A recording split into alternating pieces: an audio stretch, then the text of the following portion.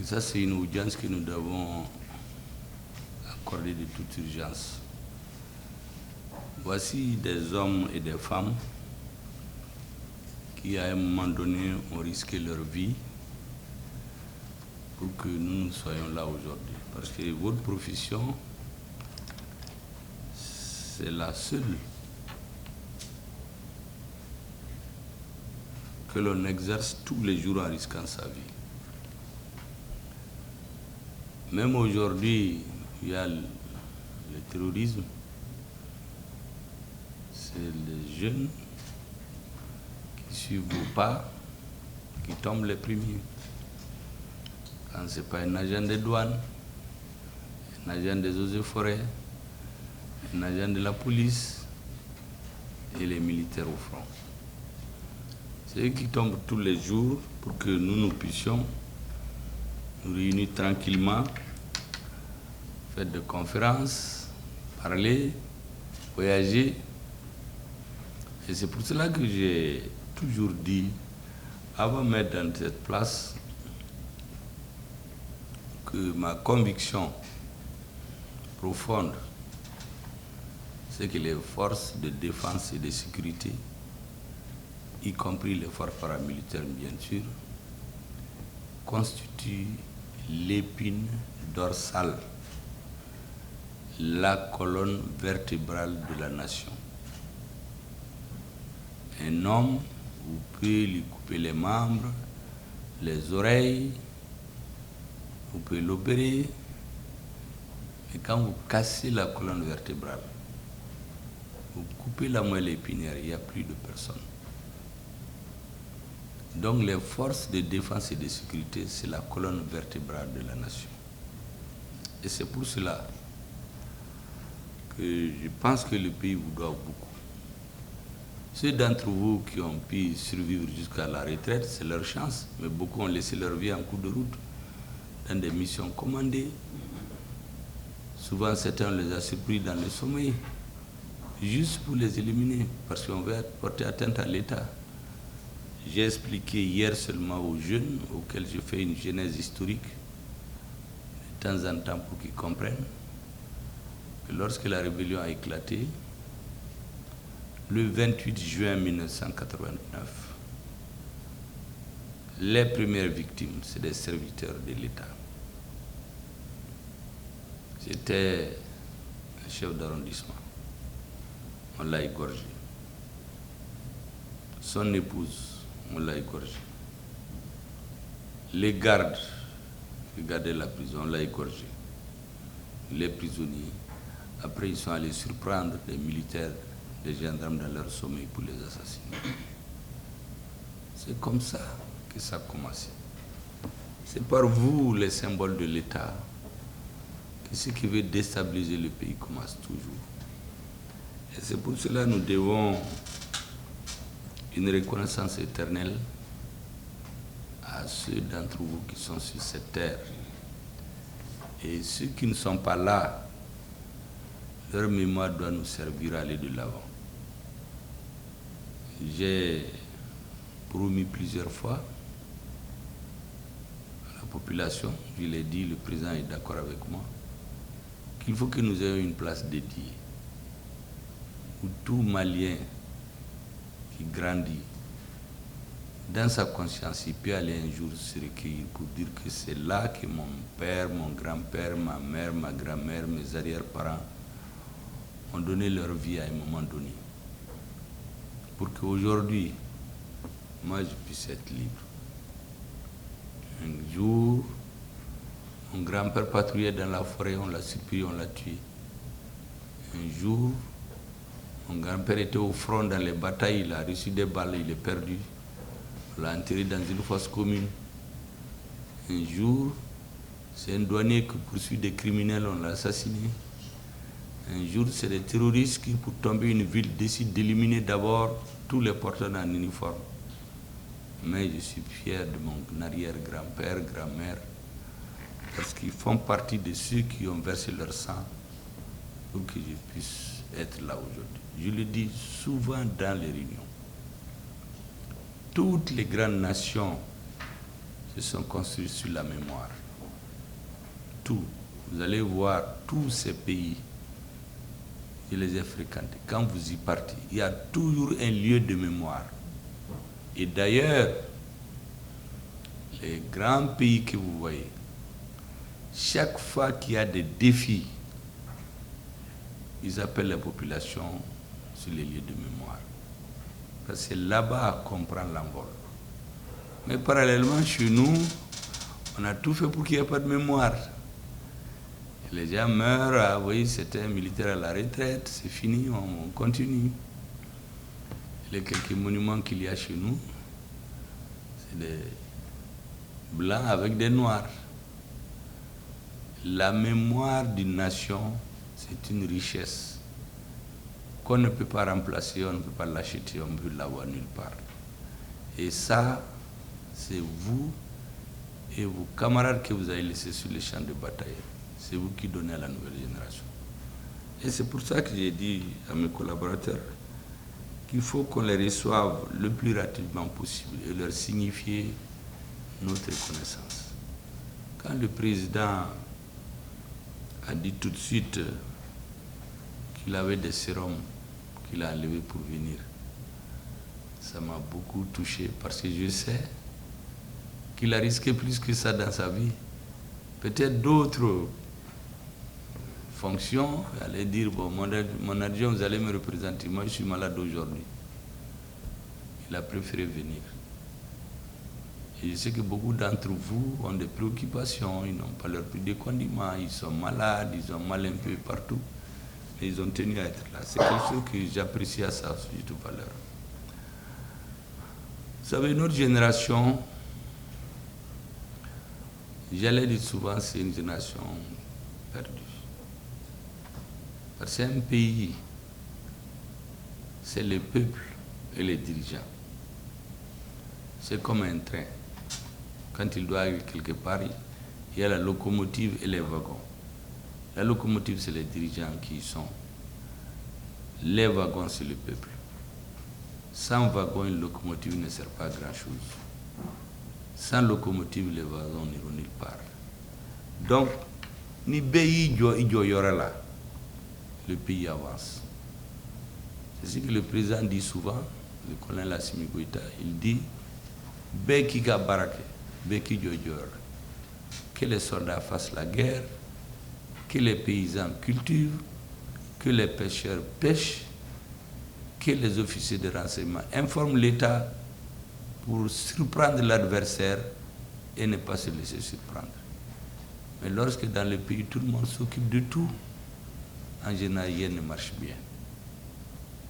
Et c'est pour cela que ceux des anciens qui décident sans contrainte, sans intérêt, sans pression, de se retrouver pour mettre à la disposition du pays leur expérience, c'est de l'or. Ça ne peut pas s'acheter ailleurs. Vous-même, vous ne pouvez pas imaginer. Vous savez, actuellement, le pays qu'on appelle le pays le plus démocratique, ça c'est leur version, les États-Unis. Vous savez ceux qui l'ont fondé? Ce sont des jeunes de 30 ans et des vieux de 80 ans. Donc pour vous répondre, quand on dit si jeunesse savait et si vieux pouvait, c'est la jeunesse qui a la force d'agir, mais qui doit avoir un cerveau de vieux. C'est ce qui fait avancer le pays. C'est un pays qui a été installé au départ sur les crimes. C'est des prisonniers qu'on envoie là-bas. C'est des gens qui vont éliminer les populations locales pour vivre. Mais à un moment donné, ils se sont dit, asseyons-nous pour définir les règles de vie en communauté. Et c'est les jeunes et les vieux. Ils ont le système, on peut l'apprécier, il est bon, il est mauvais, ça c'est autre chose, mais il est stable. Les citoyens vivent, c'est rare de les voir émigrer ailleurs, c'est les autres qui vont chez eux. Pourtant, il y a 2 ou 3 siècles, ils ne pouvaient même pas faire un pont sans aller demander des conseils ailleurs. Aujourd'hui, c'est ces jours qu'on va prendre les conseils. Quand vous prenez les Asiatiques, ils ont transformé leur société Ils ont gardé l'essentiel.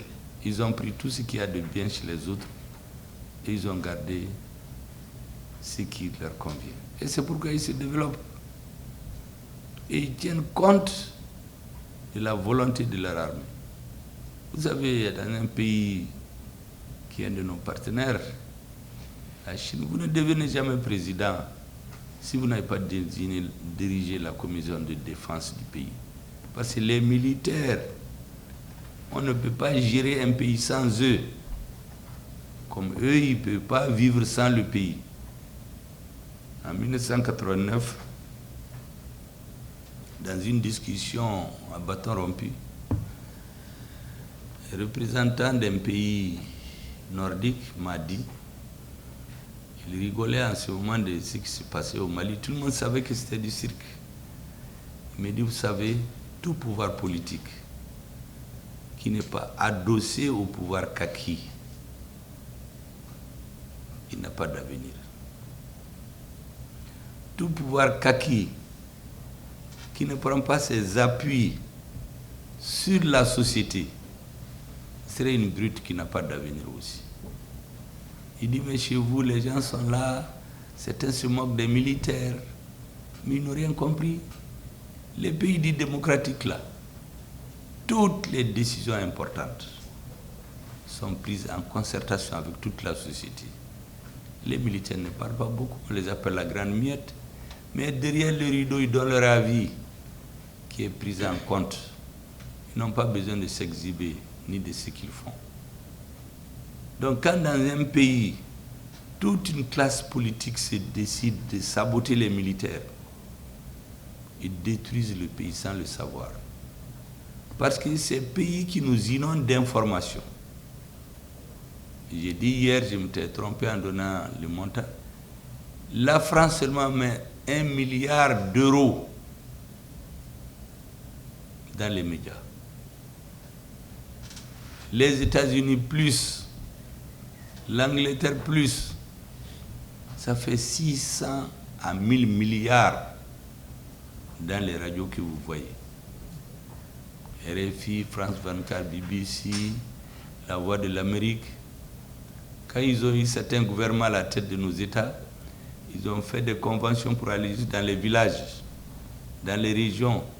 Ensuite, c'est les langues nationales, pour que même les paysans entendent. En réalité, c'est pour formater nos esprits sur la durée. Vous allez, votre réflexion, votre manière de comprendre la vie, de regarder, de juger le bien et le mal, ça va devenir comme ils veulent. Les héros, vous regardez tous les grands dirigeants d'Europe. À un moment de leur histoire, ils ont commis des choses assimilables à des crimes contre l'humanité. Ils ne le disent jamais. Ils disent que c'est des héros. En France, les deux personnalités les plus illustres, c'est Napoléon et De Gaulle. Mais c'est des militaires. Napoléon a ramené l'esclavage, qui est déclaré crime contre l'humanité. De Gaulle, au moment de la colonisation, on a brûlé des villages entiers au Cameroun. On a assassiné les dirigeants politiques. On a brûlé l'Algérie. Des millions de personnes ont été brûlées et tuées pour préserver les intérêts de leur État. Mais chez eux, on les présente comme des héros. Mais chez nous, quand ils voient que la population considère quelqu'un, on agit sur ses fautes. Vous savez qu'il n'y a pas de personne qui ne fait pas de faute, sauf Dieu ne fait pas de faute. Et on développe dictateurs, assassins, corrompus. L'argent de la corruption, c'est gardé chez eux. Les assassins, les corruptions, là, c'est avec les armes qu'ils font. Hier, j'ai donné un exemple. Quand vous écoutez les médias historiques européens, on dit Mobutu, c'est le dictateur sanguinaire. Mais Mobutu, c'est à la suite de la mort de Lumumba qu'il est venu. C'était l'épicentre de la stratégie africaine de l'Occident pour lutter contre les pays qui voulaient être indépendants. Tant qu'il faisait ça, on ne disait rien. Quand on n'a plus besoin de lui, on a commencé à le tracter de dictateur. On l'a chassé, il n'est même pas mort chez lui. Ça Ça, c'est un exemple. Chez nous, quand dans la nuit du 25 au 26 mars, on a voulu faire fuir le président Moussa Traoré, il a dit à celui qui voulait envoyer son avion, ni lui, ni ses enfants, ni ses petits-enfants, l'histoire ne retiendra jamais qu'ils ont fui le Mali. Ils préfèrent mourir ici. Mais on dit les dictateurs, les ceci, et on formate les esprits. En général, on joue sur l'intelligence, sur la jeunesse, pour formater la pensée. De manière que vous allez trouver dans la classe politique, sur 100 partis ou 200, vous allez trouver un ou un demi, s'il y avait un demi-parti, qui peut contester ce que les Français disent. Ils vous disent, ah, sans eux, on ne peut pas vivre. En ce cas, parce qu'on les a formés dans ça. Certains n'ont même pas honte. À la veille des élections, ils vont là-bas, ils se font photographier avec un petit conseiller pour venir dire aux autres Maliens, moi j'ai été à Paris, j'ai été reçu. Et les Maliens disent, ah, allez connaître, à Donendodé, c'est quelqu'un qui a des relations internationales. C'est un bon président. Mais chez eux, si un président fait ça, on va dire que c'est un traître. Tu ne peux pas chercher la légitimité de ton peuple et aller te faire adouber ailleurs. Mais on nous a formés comme ça. Et j'ai dit aux gens hier que les 600 francs africains qu'on condamne là, ils visent les intellectuels et les forces armées de sécurité. Ils ont toujours des complices, des officiers dans les forces armées de sécurité. Toujours. Qui sont attachés au luxe, au confort, au pouvoir. Des intellectuels, des jeunes qui ne comprennent rien parce qu'on a formaté les esprits. Donc quand on ne veut pas d'un dirigeant, on crée les problèmes. On se débarrasse de lui.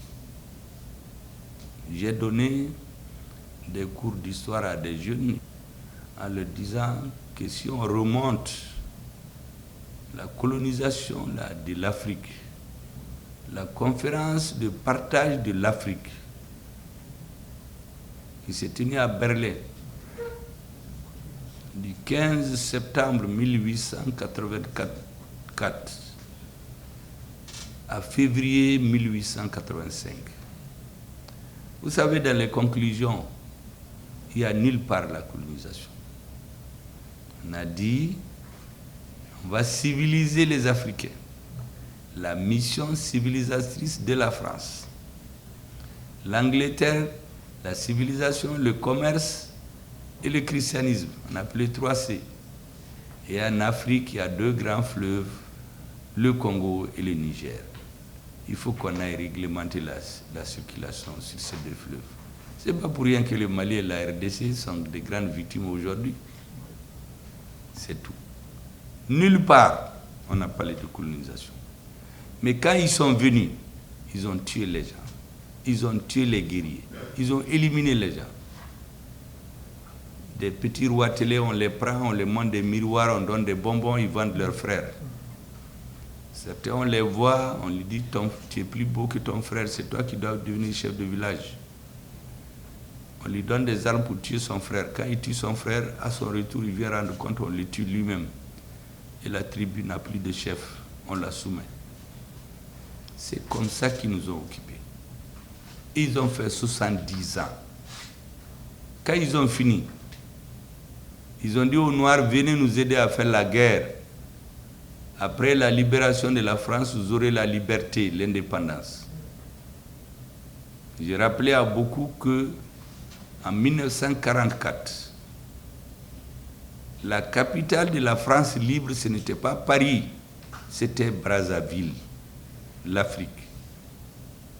Le lieu de repli de De Gaulle, ce n'était pas la France, c'était l'Afrique. 1944.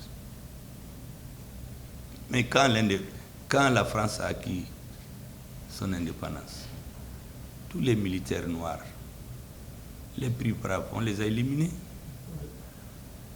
Parce qu'avant, on disait à tout le monde que noir, il ne vaut rien, c'est le blanc n'a pas peur, c'est le noir qui a peur. Il y a eu des noirs qui ont sauvé des situations. On les a éliminés. On les a retiré leurs droits. Et ceux qui ont osé protester au Sénégal, on les a tous tués à Tcharoui. Les politiciens, à ce moment, parlaient, et ils aimaient bien parler le français. Si vous savez, écoutez les anciens hommes politiques, comment ils parlent bien le français. Quand il était au Parlement, les Français même s'extasiaient de la façon dont ils manipulent la langue de Molière. C'est ça qui intéresse les Africains souvent, pas le fond. Et maintenant, quand l'Union soviétique et les États-Unis ont dit il faut décoloniser, il faut dissoudre ces empires, pour qu'ils voulaient la force eux aussi. La Hollande, la France, l'Angleterre, le Portugal, l'Espagne. À part le Portugal qui est resté jusqu'à ce qu'on les ait chassés. Est-ce que vous savez que tous les autres sont partis? Les Français ont décidé d'aller en restant. Partir, mais en restant. Ils ont commencé des négociations avec les leaders politiques pour créer ce qu'ils appellent l'Union française. Ça veut dire quoi? Vous avez tout chez vous, sauf la politique extérieure et la défense qui sont en France. Vous avez votre gouvernement, vous faites ce que vous voulez. Donc c'est une sorte de fédération. Tous les présidents qui ont dit on ne veut pas, nous on veut être indépendants. Qu'est-ce qu'ils ont fait? Leur premier ministre qui a organisé la décolonisation, Pierre Mesmer, qui était lui-même gouverneur de l'AOF, il a dit qu'ils ont éliminé physiquement et militairement et politiquement tous ceux qui voulaient l'indépendance avec intransigeance. Et ils ont laissé ceux qui voulaient l'indépendance mais sans intransigeance. Ils ont organisé des élections en 1958. Tous ceux qui sont avec eux, on a fait gagner leur parti. Tous ceux qui ont dit non, on a fait perdre leur parti. Les quelques rares liés, on a dit oui. Ils ont provoqué la guerre.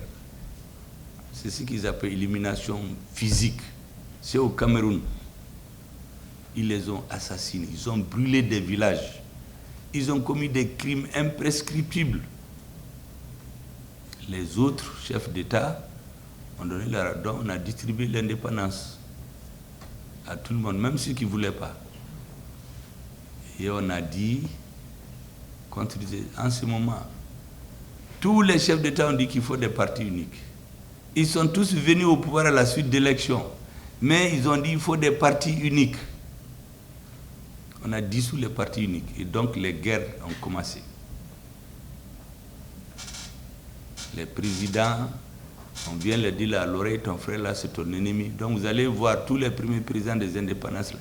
Ils ont éliminé autour de tous les gens avec qui ils sont venus au pouvoir. Quand ils sont seuls, ils ont commencé à leur créer des difficultés économiques. Et ils sont retournés pour maltraiter leur peuple. Les gens ne mangeaient pas leur faim. Beaucoup ne savaient pas qu'au Mali avant on ne pouvait pas manger à sa faim. Il n'y a pas de sécheresse. Finalement, le peuple s'est révolté et en se basant sur des revendications populaires, on a chassé le président. Celui qui est venu, ils ont travaillé avec lui des années 60 jusqu'à la fin des années 90. Quand ils ont vu que ces gens ont commencé à comprendre, Mobutu allait faire un discours à l'ONU pour dire qu'on est en train de provoquer la guerre dans son pays. Houphouët-Boigny leur a dit, écoutez, les matières premières, là, dans 30-40 ans, on va fixer les prix chez nous, ça ne serait plus chez vous. Et puis l'avenir du monde, c'est l'Afrique. Ils ont amené la démocratie. Donc en 2 ans, la Banque mondiale a serré les vis. Les ressources des pays qui exportent le coton, l'or, le cacao, comme les prix sont fixés chez eux, ils ont divisé les prix par 3. Un gouvernement qui avait 100 millions se retrouve avec 30 millions. La population augmente. Elle doit manger. Les enfants augmentent. Donc, on a mené la démocratie. Ils ont dit aux gens, c'est des dictateurs. C'est pour cela que vous vivez mal. Il faut qu'ils partent. On a donc influencé l'intelligentsia, les bourses, les salaires, pour révolter les gens et trouver quelques militaires pour renverser le président. On amène la démocratie.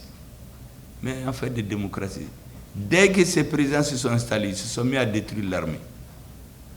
Première chose, démanteler l'armée.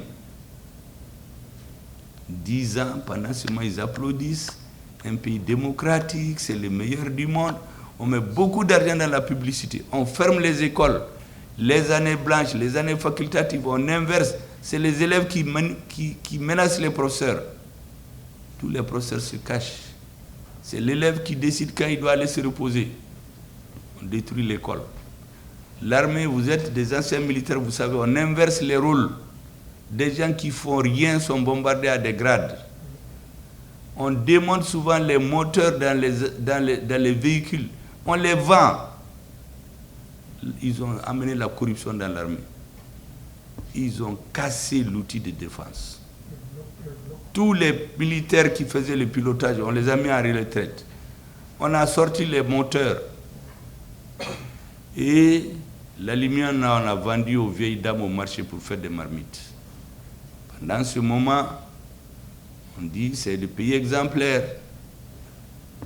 Les présidents peuvent acheter des maisons chez eux, ils peuvent mettre l'argent dans les banques chez eux.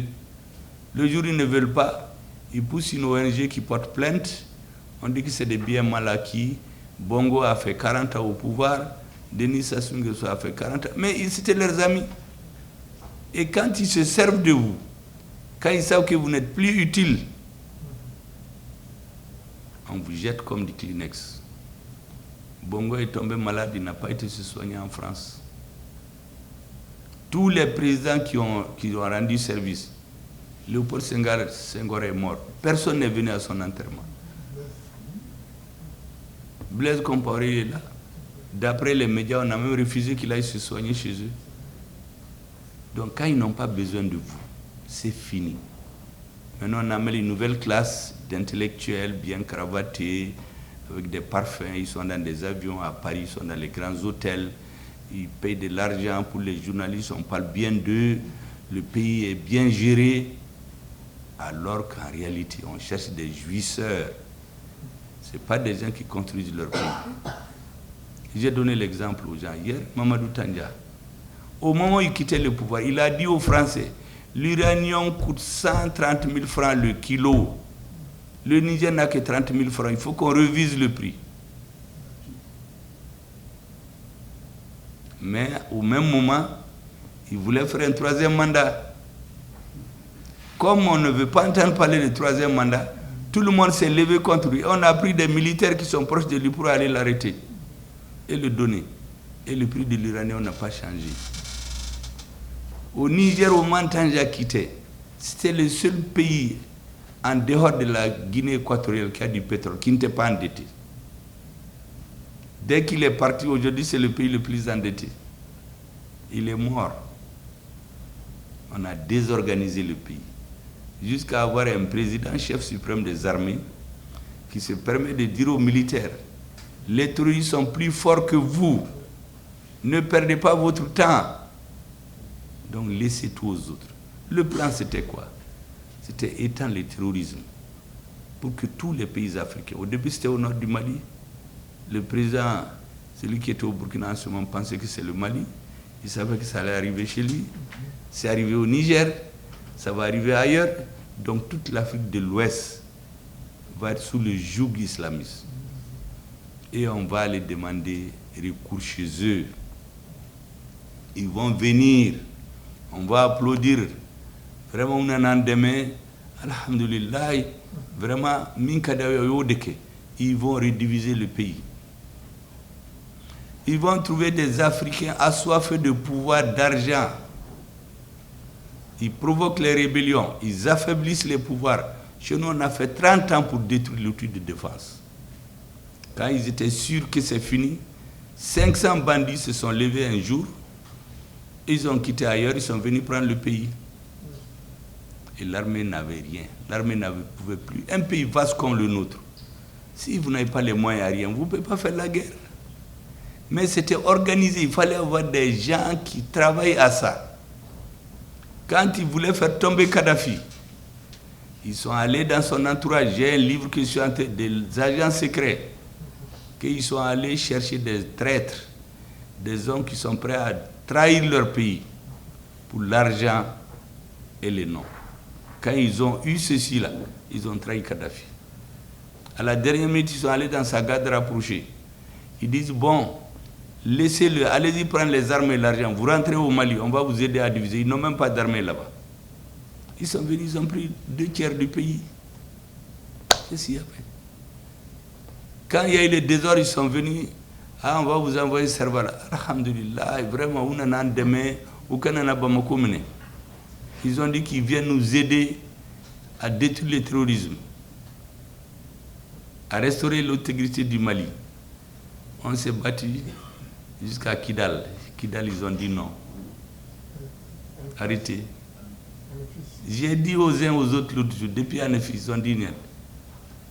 Le commandant en chef de Barkhane, de la MINUSMA, les militaires maliens qui étaient morts là-bas, ceux qui se sont sauvés pour entrer dans le camp de la MINUSMA, quand après la bataille, l'armée a voulu récupérer les armes, le général français qui était là, qui avait en même temps son frère qui était général aussi, qui dirigeait les renseignements militaires français, il a dit aux Maliens, ces armes-là, c'est des butins de guerre.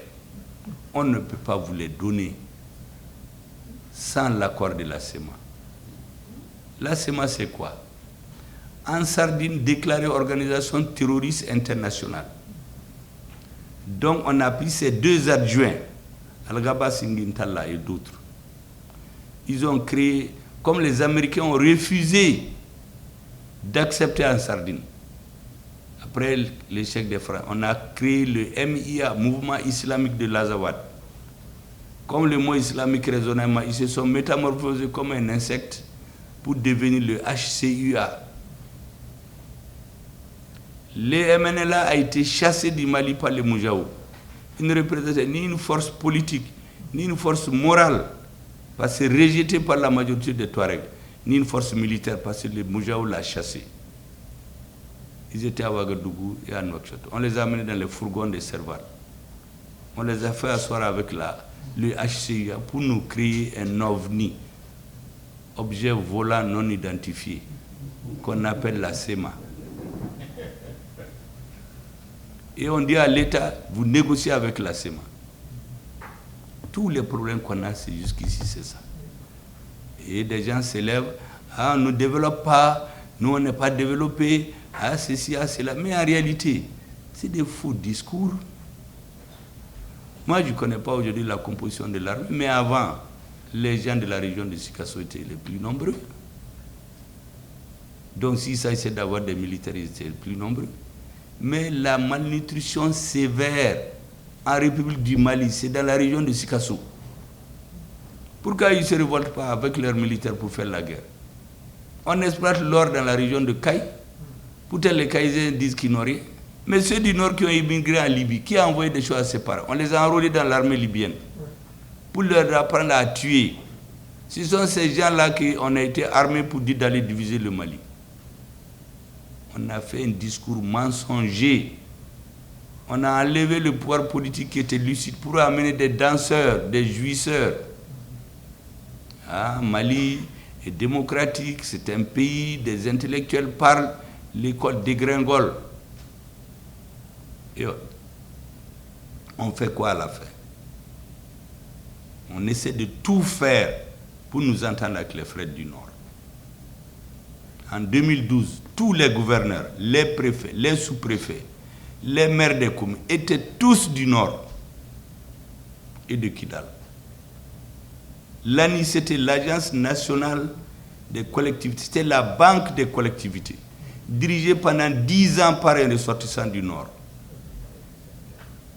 L'Agence pour le développement du Nord, l'ADNM, pendant 20 ans par un ressortissant du Nord. Où est la discrimination? Les chefs des institutions, le Haut Conseil des collectivités, l'Assemblée nationale, l'adjoint, les députés, Donc cet argument-là, c'était fallacieux. Et vous trouvez des intellectuels qui rentrent dans ça, on les appelle des démocrates en armes. Quelqu'un qui va égorger une femme enceinte, il vient à Bamako. Le président fait un discours pour dire que c'est un démocrate en armes. Moi, j'ai la copie de ce discours. Que leur combat est d'essence démocratique. Que c'est pourquoi ils étaient avec eux avant. Ça, c'est un discours, c'est les faits. Je n'invente rien. Et en 2006, le président de la République du Mali, bon, il est tombé dans son propre piège. Son discours ne marche pas, c'est un discours mensonger. En tout cas, pour arranger les choses, on a fait une conférence sur le développement de Kidal. 500 milliards ont été promis. On n'a pu rien réaliser. Vous achetez des voitures, ils les volent. Vous creusez des centres de santé, ils les incendient. Vous voulez faire des routes, ils tuent les ouvriers. Des militaires vont, ils les tuent. Mais c'est les mêmes qui viennent dire qu'il n'y a rien au nord. On fait la guerre parce qu'on n'est pas développé. Et la classe politique est là. Vraiment, anga benini, anga faranyonka. Moi, je dis aux gens, ambe malien, ambe doda kelenfe, mais nanana sokono. Ni yurgu ni chweni damni. On ne sort pas par la même porte. Ante boda kelenfe. Ebo bui dafe, ne bonga dafe. Hali nandona nyonfe. On est resté dans ça. On nous a transformés en une nation asservie. Les Maliens ont perdu l'espoir. Et récemment, quelqu'un m'a dit qu'on lui a dit en 2015, ne vous tuez pas pour rien. Un haut responsable malien. Les Français ne quitteront jamais le Mali. Parce que ce qu'il y a dans le sous-sol à Menaka seulement, c'est plus que tout ce qu'il y a au Koweït. Donc, accompagner, je vais dire au pouvoir, ma werebena, aukanayon fanafu. France, c'était beau Mali là, piou. Moi, je vais faire mon mandat, je vais donner, et on nous dit, les présidents démocratiquement élus. L'argent vient, on achète les gens, on corrompt les gens. Vous voyez des hommes politiques qui viennent à la télé, qui font des ponts, ils font des forages. Mais ce n'est pas le rôle d'un homme politique. Ça, c'est la corruption. Quand vous corrompez un village qui a faim, vous leur donnez à manger, après vous leur dites de voter pour vous, c'est de la corruption. Un homme politique, c'est un agitateur d'idées. C'est vos idées que vous... Vous avez vu Macron dire qu'il promet des choses, des ponts à des Français, ou le président des États-Unis. Il donne ses idées, qu'est-ce qu'il veut, comment il veut aller vers. Mais tous ces chefs de parti qui vont faire des ponts, donner, c'est des corrupteurs. Quand ils vont venir au pouvoir, ils vont continuer à habiter la population à tendre la main. Ils vont à l'extérieur, ils parlent sur les radios, mais un a dit que la France ne nous a jamais empêché d'aller à Kidal. Il a dit sur les antennes. Mais l'autre jour, c'est lui-même qui a dit qu'avant d'aller à Kidal, l'ambassadeur de France et des États-Unis lui ont demandé est-ce que vous avez l'autorisation de la CEMA. Le patron de la MINUSMA, c'était un Rwandais, je le connais. Il est venu le prier. Il ne faut pas aller. Il est allé en faisant, monsieur le grand chef. Mais quand ça chauffait, il allait se cacher dans le bâtiment de la MINUSMA. On a égorgé tous les préfets. On les a assassinés. Et c'est à cette occasion que je vous dis, quand l'armée a voulu reprendre ses armes, on leur a dit non, c'est un butin de guerre qui appartient à la CEMA. Donc il y a trop de bouquins au Mali pour nous tromper. Vous voyages, tu fais des bons parfums, tu descends, tu parles du bon français, tu vas dans les conférences, tu distribues de l'argent. Quelqu'un qui vole 10 milliards, qu'est-ce que ça lui coûte de donner 1 milliard aux élections? J'ai donné l'exemple ici. On sort l'argent pour acheter 6 hélicoptères, pour donner les moyens aériens à notre armée. Vous avez des hommes politiques qui détournent l'argent. Des 4 hélicoptères. On a 2 des vieux hélicoptères qu'on a repeints pour nous vendre comme des neufs, qui travaillent 2 mois. Les militaires tombent dans des batailles. Ils n'ont pas de soutien pendant des heures. on les tue tous. On vient faire une fosse commune, le président pleure, on le montre à la télé, on revient jusqu'au prochain drame. Et c'est ce qu'on a vécu. Jusqu'à ce que le peuple a dit qu'il n'en peut plus. Il s'est organisé au sein du M5 RFP. À la Barkala, Dieu a fait que le Mali a eu des monnaies dignes. Assimi Goïta est venu avec les Sadio Camara, où il y a des monnaies maliens là. On a dit le président part, le président Koro Luanga Blakrefe, occupons-nous de l'armée. En 9 mois, on n'a eu plus d'armement que les 30 ou 40 dernières années réunies. Avec moins de 600 milliards de dettes. Ils nous ont coupé. On a dit non qu'à couper. On est en train de conquérir notre pays. Oubeka monnaie bon malien là. C'est pendant ce moment qu'on trouve des gens qui viennent. Ah oui, anga benini, vraiment anga faranyonka. Mais on n'a jamais refusé la paix. Quand on a tué les gens à Tombouctou, à Ararouz, à Tombouctou, est-ce que vous avez entendu la communauté internationale condamner? Pas du tout. Les organisations de droits de l'homme qui ont dit qu'on a été assassiné, les 10% de la population de Moura en une nuit, sans y aller là-bas. On a mis des satellites, je ne sais pas sur quelle orbite qui ont vu. Pourtant, on a trouvé des hommes politiques aussi qui sont venus dire la même chose. C'est comme ça qu'on manipule nos pays. Et c'est pour cela que l'une de vos missions, la prise de conscience de la population. Personne ne peut le faire mieux que vous. Parce que vous avez vécu ces double jeux, ces tricheries. Vous les avez vécues. On ne peut pas venir vous les enseigner. Donc si vous les enseignez à la jeunesse, c'est pourquoi je dis que votre organisation, même si elle n'existait pas, il fallait qu'elle soit créée. Il fallait qu'elle soit créée parce que c'est des hommes d'expérience qui vont éduquer la jeunesse, lui dire qu'est-ce qu'il faut. Vous avez risqué vos vies pour qu'on soit là aujourd'hui. Vous, aujourd'hui, à la retraite, vous expliquez aux jeunes comment il faut faire. C'est votre organisation, c'est une organisation d'utilité publique, en réalité. Mais aujourd'hui, ça devient compliqué parce qu'il y a des fonds à donner. Mais je crois qu'il faut persévérer. Il faut faire votre plan d'action. Ce qu'on peut faire là-dedans, on va le faire, Inch'Allah. Ce qu'on ne peut pas faire, on vous le dira. Comme le pays a trop de difficultés, je suis sûr que vous allez comprendre. Les militaires, vous en avez déjà parlé avec eux, donc je sais que le président est au courant. Mais aujourd'hui, il faut que nous réussissions.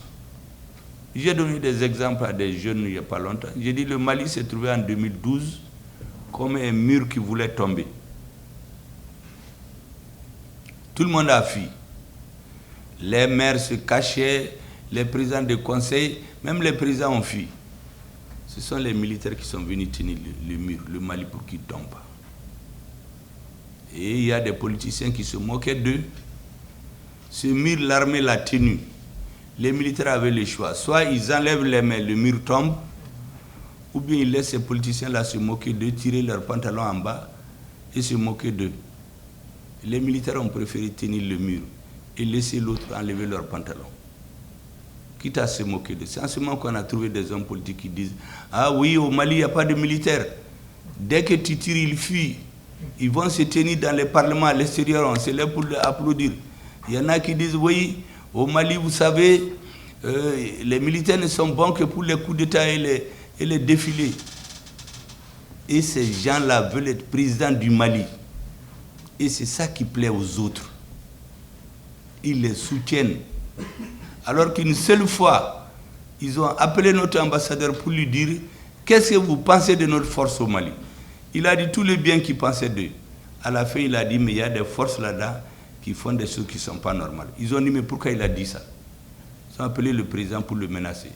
Envoyé son ministre des Affaires étrangères pour demander pardon, pour que l'ambassadeur a osé parler. Ils ont dit que l'avion qui a amené le ministre, il faut que l'ambassadeur parte là-dedans. Il ne va même pas attendre le retour du ministre. Bon, ce sont les mêmes gens. Vous avez des gens qui vont se balader chez eux. qui veulent être président du Mali. Mais en fait, c'est pour vendre notre pays. Les Maliens ont dit non. C'est notre chance qu'on a eu ces jeunes-là. On en a monnaie beau Maliens là. Moi, j'ai fait 40 ans de lutte politique. Nos chemins se sont croisés par un heureux hasard de circonstances. Ça correspondait exactement à ce que je pensais. J'ai écrit des livres que vous pouvez lire avant même qu'on pense à la chute de Ibeka. C'est pourquoi je dis à certains, les militaires là, c'est parce que ma conviction coïncide avec la leur. Pour qu'on sauve le Mali. Et on va aller ensemble jusqu'au bout. Pendant que des militaires sont en train de mourir au nord, se battre pour reprendre l'intégrité du pays. Il y a des gens qui sont dans des petits jeux politiques ici à Bamako. Je ne rentrerai jamais là-dedans. Jamais. On va continuer à travailler. L'essentiel, qu'il n'y ait aucun acte de déloyauté qui viendrait de nous, en direction du président et du ministre de la Défense. Parce que c'est avec eux que je travaille. Vous êtes nos conseillers. Les conseillers du gouvernement, les conseillers de la Défense, les conseillers des militaires, les conseillers des Maliens. Parce que vous savez de quoi vous parlez. Donnez-vous la main, organisez-vous, faites votre programme d'activité, dites-nous ce qu'il faut, ce qu'on peut, si on peut vous aider, on peut, ce qu'on peut, on va le faire. Le reste, tout le monde doit vous aider. Parce que quelqu'un qui a sacrifié toute sa vie avec un petit salaire, on ne peut pas venir lui demander aujourd'hui de donner son salaire pour le bien des Maliens. Il a déjà donné sa vie. Donc vraiment, Monsieur le Président, je suis très heureux de vous rencontrer. Et je crois que ce n'est pas la dernière. Le Mali a une dette qu'il doit vous payer. Et vous continuez à le servir. Nous allons payer cette dette. J'ai dit à la jeunesse qu'aujourd'hui, le Mali est en train de payer le coût de son autonomie, de son indépendance, de sa souveraineté. Ce coût, il est humain, il est financier, il est matériel. Nous allons le payer. Parce qu'aucune nation n'est devenue forte si elle n'a pas payé au cours de l'histoire certaines choses. C'est ce qu'on est en train de faire. Dans ma commune, ils sont allés, ils ont tué plus de 12 personnes. Ils ont occupé la ville. Les gens vont dormir dans l'eau. Mais quand les ressortissants sont venus ici, je leur ai dit, vous savez, je peux vous faire un geste matériel en tant que ressortissant. Même là, c'est difficile parce que beaucoup sont morts au nord. Mais les coûts à payer là, la vie dans la commune du Premier ministre ne coûte pas plus cher que la vie à Nara ou à Bandiagara. Priez Dieu, nous allons continuer à nous battre. Parce que leur technique, c'est de prendre des otages. On prend un otage du parti du Premier ministre à Koutiala, et puis on fait des vidéos. Les terroristes m'envoient des vidéos pour dire, voilà ton frère, on va le tuer si vous ne faites pas ceci ou cela. Ils prennent les proches du président. On lui met la pression. Voici c'est à quoi. Nous sommes en train de chercher les solutions. Inch'Allah, tout ça là, ça va prendre fin. C'est ce que j'ai dit à la famille du député. Si Dieu veut, il va être libéré. Nous ferons tout ce qu'il faut pour que notre pays, dans quelques années, comme le shérif de Nioro nous l'a dit, ça va être un pays où on va demander les visas pour venir. Et non l'inverse. C'est ce qu'il nous a dit. Quand j'ai pris le décret, le président l'a signé. Je suis sorti du bureau du président, j'ai fait 2 copies. Une copie, je l'ai envoyée à la femme de Soumaïla Cissé, en lui disant que c'est lui que j'ai remplacé au M5. C'est pourquoi je suis là. L'autre, je l'ai envoyé au shérif pour nous faire des bénédictions. Il dit avec le président de rester comme ça. Tant qu'on est comme ça, le Mali va aller de l'avant. De tout faire pour ne pas nous diviser. Aux assises nationales, j'étais sur tous les chefs religieux. Il était malade. Il est venu ici, il nous a pris à deux, il nous a dit ne vous divisez jamais. Parce que moi je sais que même nos arrière-petits-enfants, celui du président, du premier ministre, du ministre de la Défense, ils ne vont jamais les oublier. Et vos bénédictions, vos soutiens, vos conseils sont nécessaires. Ce que j'ai dit à mes collaborateurs, aucun acte de déloyauté ne doit être posé vis-à-vis de l'armée. Parce que l'armée est en train de nous restituer notre dignité.